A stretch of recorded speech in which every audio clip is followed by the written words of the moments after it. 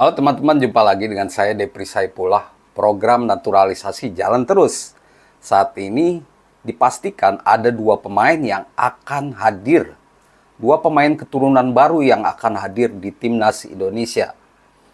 Erick Thohir, Ketua Umum PSSI, sudah menyatakan bahwa memang ada dua pemain baru yang sedang proses.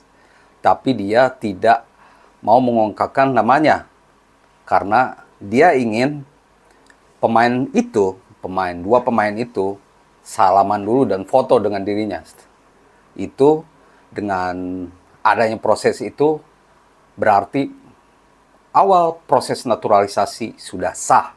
Itulah yang diinginkan oleh Ketua Umum PSSI Erick Thohir.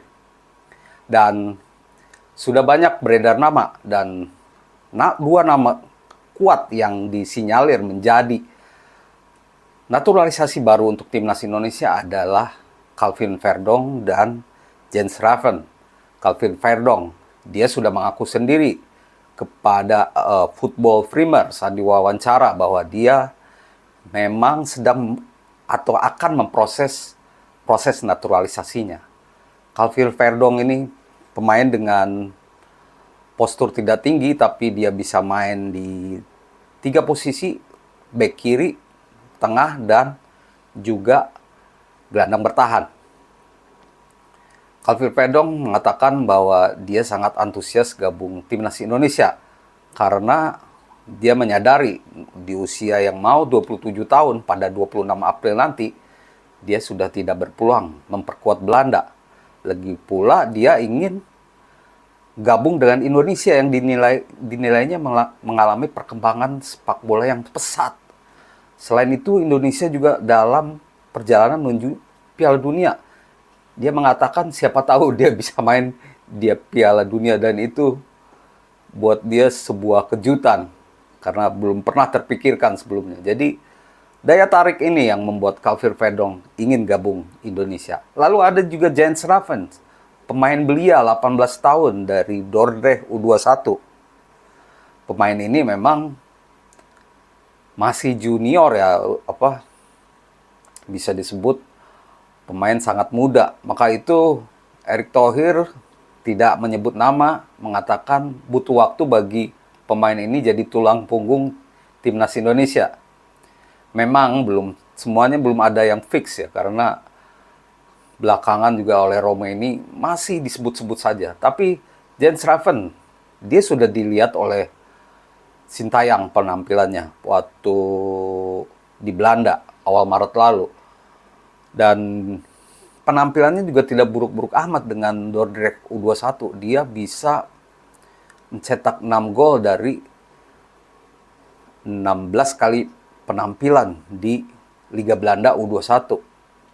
Liga Belanda U21 ini dibagi dua musim ya, musim spring dan musim gugur. Jadi ada sekitar 14 pertandingan yang akan dimainkan di setiap ininya, atau total 28 pertandingan. Jadi tim yang ikut juga hanya 8 klub U21 di Belanda. Jadi memang persaingannya juga cukup ketat, walaupun tidak seketat di tim senior pastinya. Tapi dia punya prospek yang bagus dan tentunya akan memperkuat Timnas Indonesia lebih baik lagi di posisi striker yang memang selalu menjadi masalah untuk Timnas Indonesia saat ini. Nah, dengan dua pemain baru, lalu mungkin Martin Paes juga selesai proses naturalisasinya. Itu artinya ada 3 pemain tambahan nih di Timnas Indonesia. Ini membuat Timnas Indonesia punya kedalaman yang luar biasa, dan Sintayong bisa memainkan skuad terbaiknya kalau mereka semua dalam kondisi terbaik. Dengan tambahan 3 pemain, siapa 11 starter yang akan dipakai oleh Sintayong? Saya melihat bahwa formasi 4-2-3-1 menjadi yang paling cocok untuk dipakai Sintayong. Mengapa? Karena ada Tom Hai dan Ivar Jenner, 2 gelandang bertahan yang ada di Timnas Indonesia sekarang. Dengan tambahan 3 pemain, begini kira-kira penampilan atau penampakan 4-2-3-1 timnas Indonesia. Posisi kiper Martin Paes. Lalu di posisi 4 back ada Sandy Walsh, Justin Hubner, Jay Itjes, dan Calvin Verdong di kiri. Di posisi 2 gelandang bertahan, pivot Tom Haye dan Ivar Jenner. Di posisi gelandang serang ada Ragnar Rotmangun, lalu Marcelino dan Rafael Struijk. Di depan ada Zen Raspen menjadi ujung tombak sendirian. Memang ini masih spekulasi, ini hanya prediksi saya. Karena kalau melihat potensi yang ada seperti ini, formasi yang ideal. Atau juga bisa memakai 4-4-2. Belakang tetap sama, kiper tetap sama. Dan di tengah mungkin agak berbeda, ada Ragnar Rotmangun, lalu Ivar Jenner, Tom Haye, lalu ada Marcelino, di depan ada Jens Raven dan Rafael Struijk. Ini kalau formasi kita full naturalisasi. Hanya Marcelino yang bertahan di squad 11 pemain yang jadi starter. Tapi ini bukan berarti pemain-pemain lokal kita tidak bisa bersaing. Nama Asnawi, Pratama Arhan, Witan, Egy, Yakob Sayuri tetap bisa atau punya peluang untuk, Rizky Ridho tetap punya peluang untuk jadi starter. Tapi menurut saya starter impian yang mungkin dipakai Sintayong setelah 3 pemain baru itu hadir, ya seperti tadi, seperti yang saya sebutkan tadi, banyak naturalisasi dan hanya Marcelino saja yang bertahan. Nah, kehadiran pemain naturalisasi juga membuat skuad kita semakin gemuk ya, timnas Indonesia semakin banyak skuadnya. Pemain lokal banyak, pemain naturalisasi banyak juga. Total ada 15 pemain naturalisasi yang ada timnas Indonesia. Nah, timbul pertanyaan, siapa yang akan tersisih kalau 3 pemain baru ini hadir di timnas Indonesia? Sintayong biasanya memanggil 28 pemain ya di skuad timnas senior.